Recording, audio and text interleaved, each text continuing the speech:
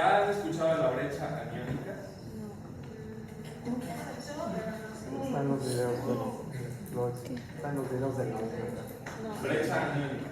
No. Bueno, el anion gap básicamente es cuantificar las bases no medidas. Por ejemplo, nosotros sabemos que el bicarbonato es una base y lo contamos, pero no solo el bicarbonato es base, sino que hay ciertos electrolitos que por su carga tienen característica de base. ¿Ok? ¿Cuáles son los electrolitos de la sangre? ¿Cuáles son? Sodio, ¿verdad? ¿El sodio qué carga tiene? Positiva, ¿verdad? ¿Qué otro electrolito conocen? Potasio. Muy bien. ¿Tiene carga qué? Positiva. Cloro, ¿verdad? ¿El cloro qué carga tiene? Negativa. ¿Y qué otro tiene carga negativa? ¿De los que sí medimos? El bicarbonato, ¿verdad? Entonces, el anion gap se calcula así: sumo sodio más potasio, y vamos a decirlo así: si tenía un sodio de 135 y un potasio de 5, 140. 140 menos si tenía un cloro de 120 y un bicarbonato de 20, de 18, entonces serían 138. ¿Okay? ¿Cuánto me da? 2. Más 2. ¿Okay? ¿Qué me está diciendo aquí? Esto de aquí, ¿qué significa? Porque eso es lo complicado de la bicarbonato. ¿Qué significa eso? Que no es positivo. ¿Eh? Relaciones positivas. Que hay más positivos que negativos. ¿Y eso qué significa? Espera. Okay. Hay más positivos que negativos. Entonces, ¿cuál de estos 4 se les ocurre que está disminuido? Eso yo ya lo sé, porque ahorita les digo los números. Dije que esto estaba bien, esto estaba bien, esto estaba bien, y esto estaba disminuido, ¿verdad? Entonces, el anion gap me dice que hay positivos, pero estos negativos están como que contrarrestando lo suficiente. El problema es cuando hay tan poco bicarbonato, porque hay contextos en los que hay muy poquito bicarbonato, y entonces el cloro tiene que aumentar para tratar de nivelar las cargas, y eso se llama acidosis metabólica hiperclorémica. Hiperclorémica, que es cuando el cloro se eleva para compensar la carga. Ahora, ¿cuánto debe ser el anion gap normal? El anion gap normal es de 8 a 12. A mí me gusta más decir que es menor de 12. ¿Okay? Menor a 12. Si el anion gap es mayor a 12, ¿qué está pasando? ¿Qué está pasando?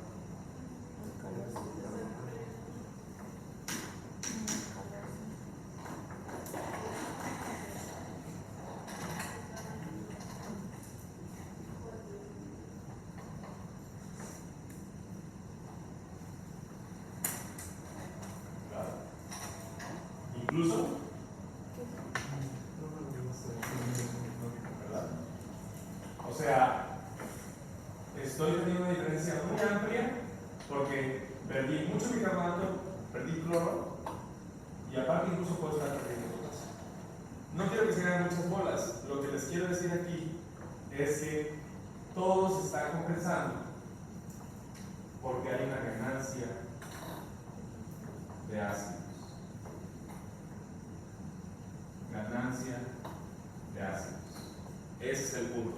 El anion gap ha aumentado, es una ganancia de ácidos. Quiere decir que hay mucho ácido salicílico o puede haber una cetoacidosis diabética. ¿Entienden lo que es una cetoacidosis diabética o estoy hablando en chino? ¿Sí se acuerdan? ¿Saben qué es una cetoacidosis diabética? ¿Todos saben o lo explico? Mejor diga. ¿Quiere que lo explique? ¿Resumen? Bueno, el problema del paciente diabético es que al no poder consumir glucosa, sus células no tienen calor. Sí.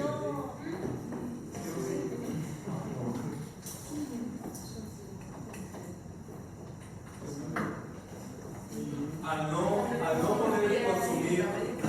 no poder consumir glucosa, sus células utilizan la oxidación de los beta ácidos grasos, la beta oxidación.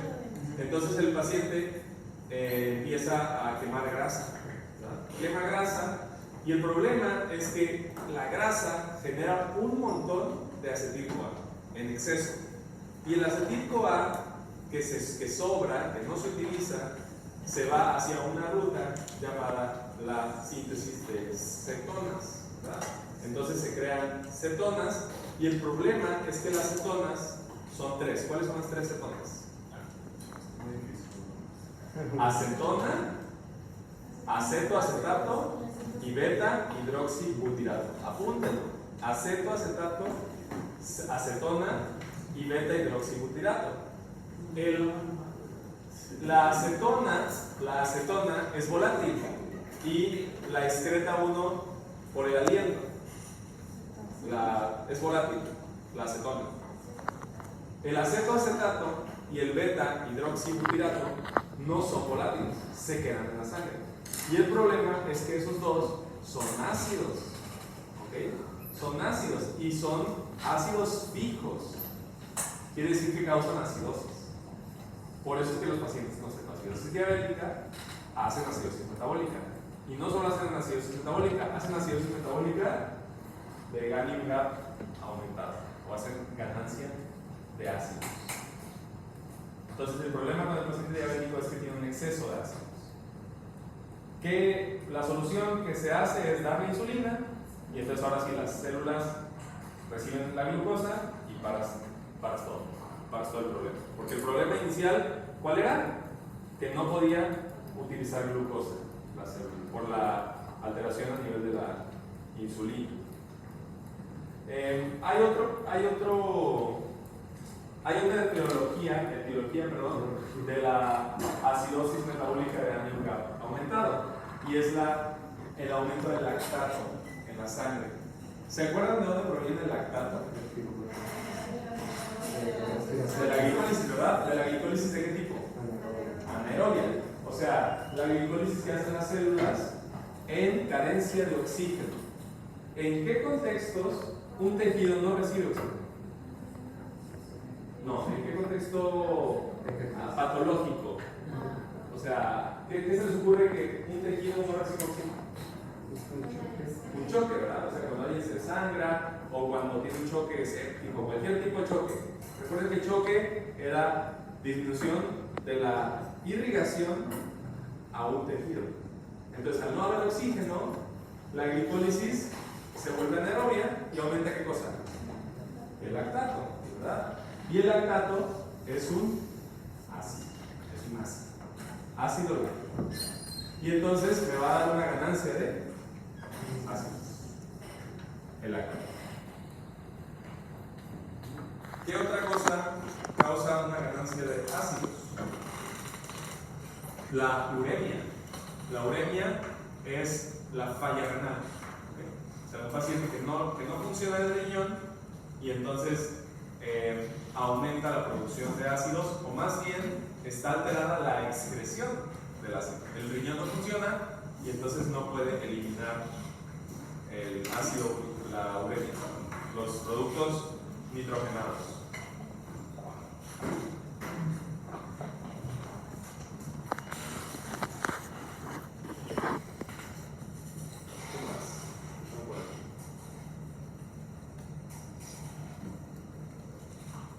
Bueno, causas de Ganglion Gap normal. Causas de Ganglion Gap normal. El Ganglion Gap va a estar normal ¿Cuándo? ¿Qué ocurre?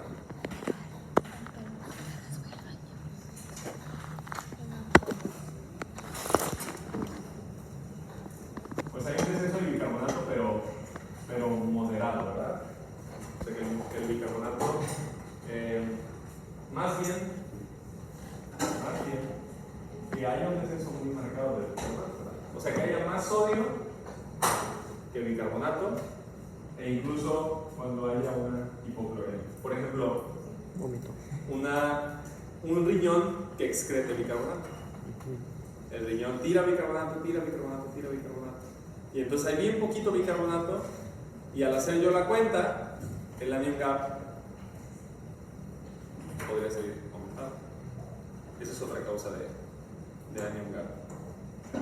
Ahora, en sus prácticas de fisiología vienen varios casos clínicos en los cuales se les va a pedir que calculen el anion gap y se les va a pedir que den diagnósticos ácido-base.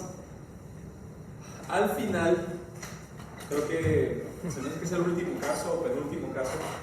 Ese es un caso con puntos extra, o sea, no va a contar en la práctica. Está difícil.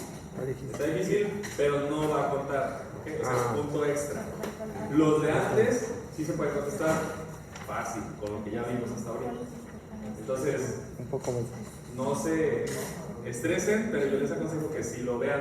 De hecho, al final viene como un resumencito, donde vienen las causas con anion gap aumentado, viene como una forma de conceptualizar. Si ustedes quieren, pueden sacarle copias a ese de al final, a esa hoja final, para que todos los miembros del equipo, o tomen la foto, para que todos los miembros del equipo tengan eso. No tengan eso porque creo que les va a servir para repasar. Entonces, recuerden, acidosis, alcalosis, metabólica, respiratoria. Les voy a dar un último caso y ustedes me van a decir qué está pasando con este paciente. Tienes un paciente de 21 días de edad, ¿ok? Sí. 21 días de edad, es un neonato. Entonces, pues se lo trae la mamá porque llora y porque tiene vómitos en proyectil. Uy. ¿Okay? Vómitos en proyectil. Vomita y vomita. ¿Okay? Entonces, está deshidratado, está muy deshidratado. Le tomas una gasometría porque pues, está deshidratado el paciente. ¿Y qué esperarías encontrar? ¿Qué tipo de trastorno ácido vas a esperar encontrar? Primera pregunta, ¿acidosis o alcalosis? Sí. Alcalosis, ¿verdad? ¿Por qué alcalosis? Está perdiendo. Está sacando ácido, está vomitando ácido. Alcalosis. ¿Metabólica o respiratoria? Metabólica.